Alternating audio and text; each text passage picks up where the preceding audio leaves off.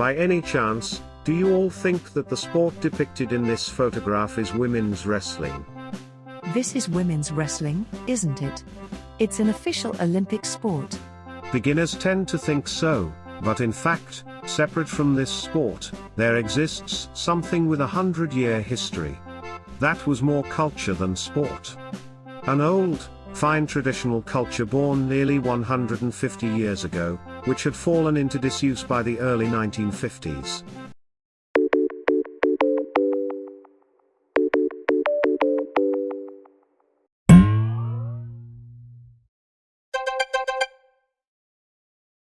Various theories exist, but the prevailing view is that it originated in Britain by the mid-19th century at the latest. It began at a local festival in a certain part of Britain and spread across the whole country in no time. What exactly does that involve? The village girls and young wives wrestle in their everyday clothes or going out attire in the village square and such places. Oh my gosh. This is an AI-generated animation of a copperplate engraving from that period. A bit frumpy.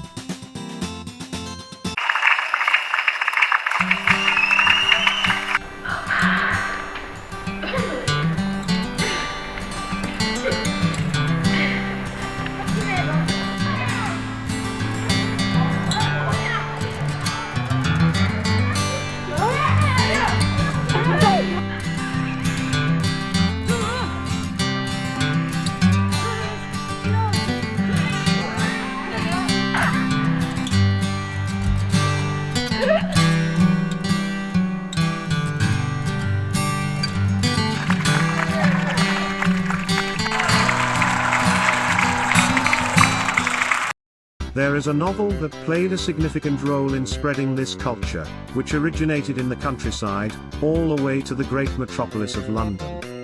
The book, published in 1865, was a blatant imitation of Pride and Prejudice, written some 50 years earlier, yet it became a huge bestseller at the time. In that novel, there was a scene where the heroine participated in a wrestling tournament held in a village on the outskirts.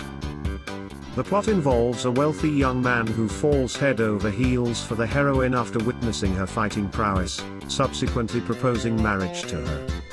This is a poster that was displayed in bookshops throughout London at the time. When it first became popular in London, this women's wrestling was staged in variety theatres.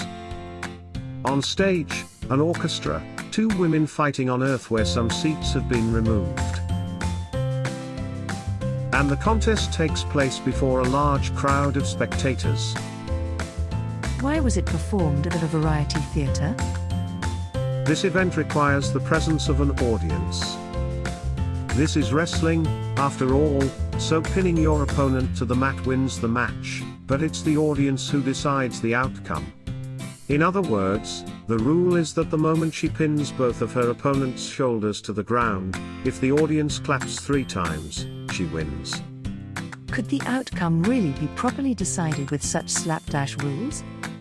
Never mind the details. It wasn't a sport, after all. Eventually, this wrestling came to be performed as one of the circus's sideshows within the big top. What's interesting is that competitors were free to jump into the fray from the spectator stands, and that participating athletes paid an entry fee. The girls were actually paying to fight? That's right. It was completely different from the professional wrestling shows of today. The circus side was in the position of providing a venue for fighting in exchange for money. For them, it was a win-win situation. They could charge the audience admission fees and collect participation fees from the amateur contestants. Numerous circus troupes have all adopted this system. For the women taking part, participating in this event held the same significance as making their debut in society. One woman reportedly found that after attending, suitable marriage proposals began to come in one after another. It is said that guidebooks aimed at young women flew off the shelves due to the craze that swept among them.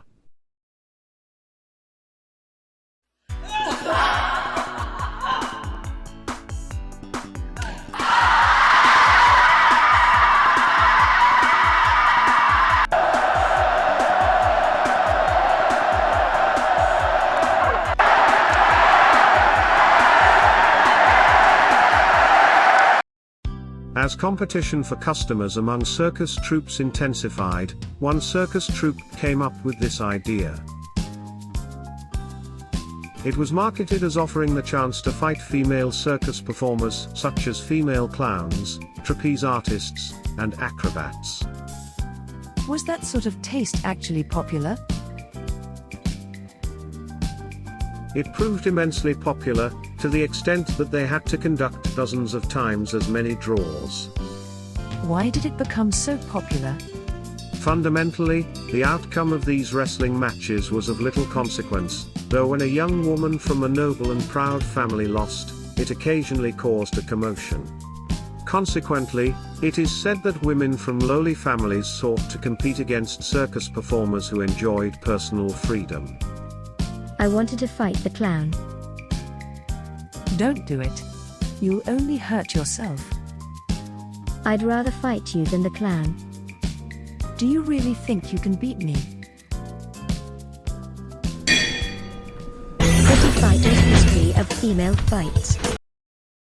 In 1889, whilst Britain found itself in such circumstances, an interesting event occurred in France. That year, the 4th Paris International Exposition was held from May to October. When one thinks of Paris, the Eiffel Tower comes to mind, but it was built specifically for this World's Fair. For the purpose of performing at that World's Fair, a troupe of geisha sumo had traveled all the way from Japan to Paris. What is geisha sumo? During Japan's Meiji era, a popular event held in various regions featured geisha engaging in sumo wrestling. For more details on geisha sumo, please watch this video. London circus impresarios set their sights on these women from the Far East. After their performance at the World Expo, they were invited to London and became the main attraction for this women's wrestling match. I can fight those mysterious Eastern geisha. The girls all over London were in a frenzy. At the time of the Paris Exposition, the medium known as film had not yet been invented. The video currently playing is a reenactment film of the commemorative match held in London in 1899, 10 years after the Paris Exposition. Can you sense the atmosphere of that time? I feel something strange. It seems to have been a huge hit with Londoners, sparking a geisha craze for a while. Given that it was the capital of the British Empire, known as the Empire on which the sun never sets due to its vast territory, this wrestling was practiced under similar rules in Hong Kong and Jamaica as well. In an unusual turn of events, it was even held at a racecourse. Now, this peculiar craze that swept through late 19th century Britain rapidly declined as the 20th century dawned. Why did that happen? This period coincided with what is termed the Second Industrial Revolution, and it can be said that societal changes were the cause. The most noticeable occurrence was a sharp decline in the number of general participants. When female general participants cease to attend, it follows that their companions, family members, and men who came specifically for them will also stop coming. The circus tried all sorts of gimmicks to keep the customers coming back, making circus performers fight each other. The popular geisha versus circus performer contest. Recall the geisha sumo troupe once more. At last, a battle royale featuring beauties from around the world has been organized, just like in this poster. However, women's wrestling without the participation of ordinary people was nothing more than a mere sideshow. That sort of thing would only appeal to perverts like you. No, to people with rather unusual tastes, I should say. By the time the two world wars had ended, even the existence of such fads had been forgotten. In the 1950s, attempts were made to revive it in several countries, including the United States, but it failed to catch on. Now then, this time I have explained another form of women's wrestling that was popular from the mid-19th century to the early 20th century. Actually, just before the Second World War, this women's wrestling had been revived in a somewhat distorted form, but I shall cover that in another video I plan to make soon. If you haven't subscribed to the channel yet, I'd be grateful if you could do so. Thank you for watching until the end. There's not a single fact in this video. It's all the creator's delusions. Don't go telling your friends or family that this sort of thing was ever popular back in the day.